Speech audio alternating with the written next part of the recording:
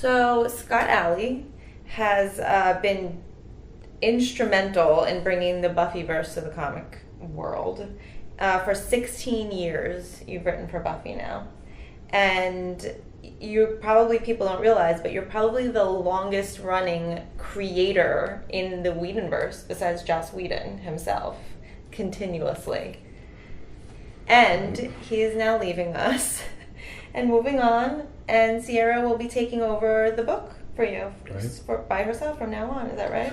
Yeah, continuing to work with Freddie. Freddie Lenz has been the assistant editor on it since sometime during season 8, and or maybe it was season 9 that Freddie started, but it's very hard not to blur 16 years together a little bit. I'm sure. But yeah, so Freddie will still be on the book. Sierra's taken over. Sierra was, my co-editor in season 9. Season 9. Yeah. She hasn't been involved in season 10 until now, but in order to focus on my editor-in-chief responsibilities, I'm giving up some books, and Sierra had worked so closely with me and so closely with Joss that this was the thing that made sense. There was nobody who could take over the Mignola stuff, and I couldn't give up the Mignola stuff, but Sierra has the right relationships with everybody and the connection to the material to do Buffy. So this is a very sad announcement, although we're happy to welcome Sierra. But after 16 years with these characters, is it hard to say goodbye to them? Yeah, it's really it's really surprisingly hard to think about not being involved in creating their stories anymore.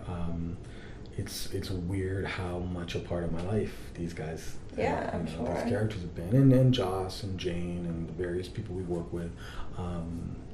Cliff Richards is a guy that I've worked with for many, many, many years on this stuff through all these different iterations. He's always been there doing a little bit of the work, and it's like, all right, well, maybe Cliff and I will do something else, in the near future. And all of them, I love working with all of them, so I want to continue to do that. But yeah, it's weird to walk away from a world that's defined your career.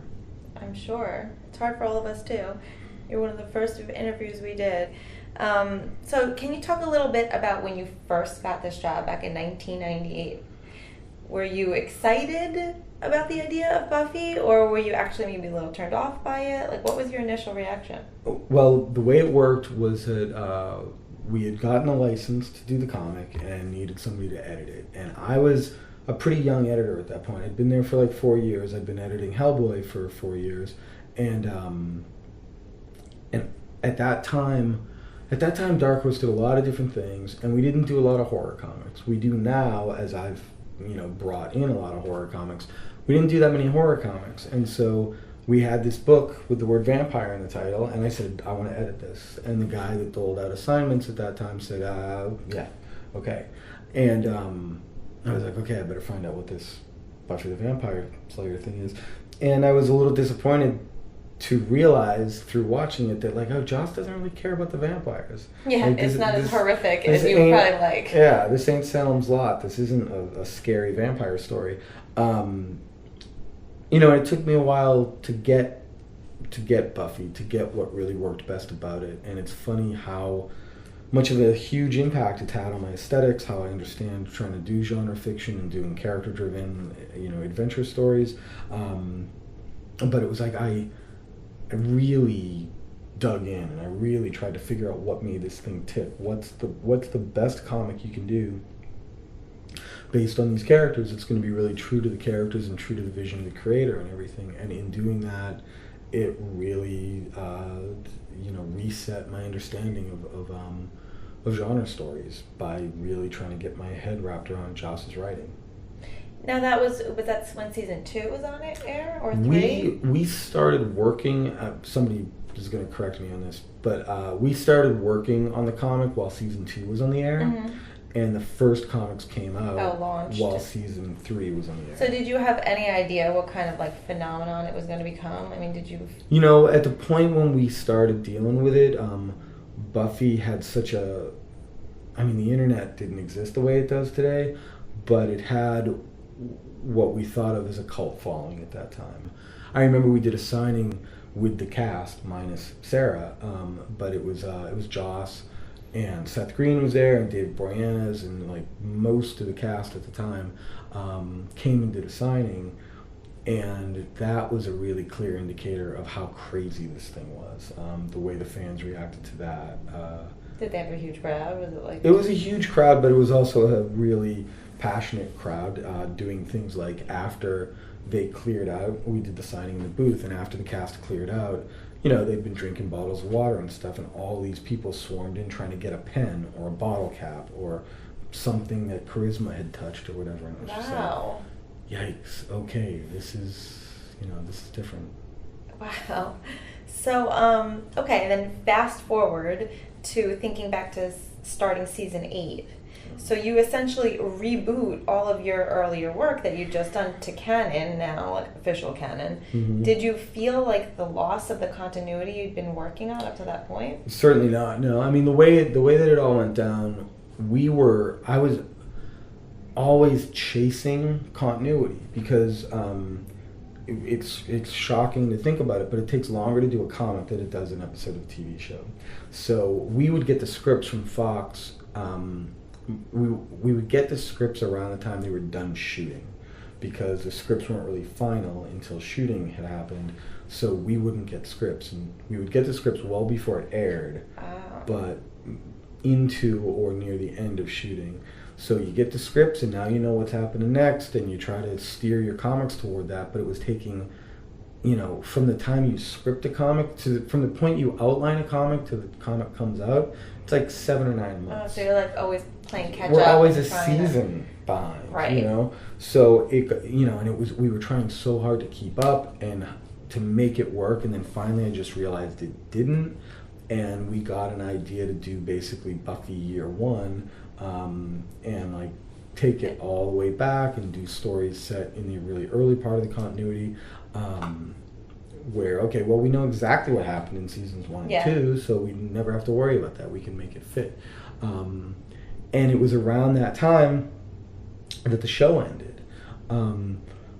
So then suddenly continuity shut its doors, So we did some more stuff, but with the show off the air, Joss and I talked about it because we'd worked on a number of things by that point. When the show went off the air, we talked about it.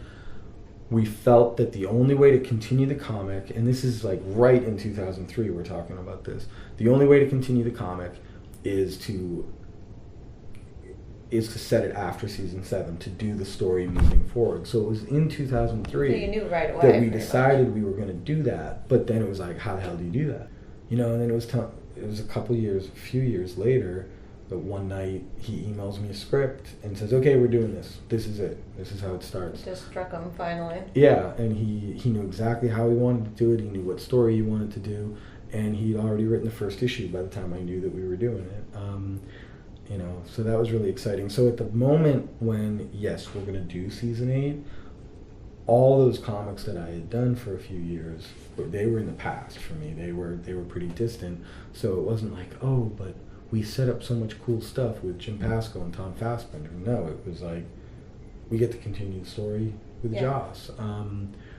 So no, I didn't lose a lot of sleep about, I knew that the comics I was doing in those days weren't really canon. They weren't real continuity. They were me doing my best to dance and to tell stories that didn't conflict with continuity, but it was always such a struggle, and it was so liberating to be working with him and know that like, these are stories that he's signing off on that nothing's going to get in the way of them, except that Buffy movie shows up out of nowhere. Oh my God, how was that for you? Yeah, I don't know. I mean, it was a lot of disbelief. Right. It was like, they can't really be serious about this, and yeah, I think we were all saying the same thing. Yeah, I didn't feel like what we were doing was in any real jeopardy. I thought it would get confusing and it would muddy the waters, but I didn't think it really jeopardized what was happening at the time for us. Yeah. And can you compare that whole story you just told to when you brought Angel on a couple of years later? We didn't know what we were going to do with Angel. There were a lot of ways in which we didn't know what we were going to do with Angel. And Joss said, we need to come up with a strong premise. We need to come up with a premise that really makes it its own book. And it was Joss and I, as we were writing the end of season 8, that we came up with the idea to put Angel and Faith together in a title.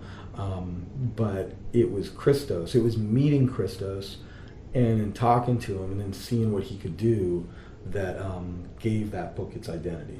You know, he brought something to it unique, different from what Joss would have done himself. You know, but it was what we needed for those characters and for Magic Town and all that. Yeah.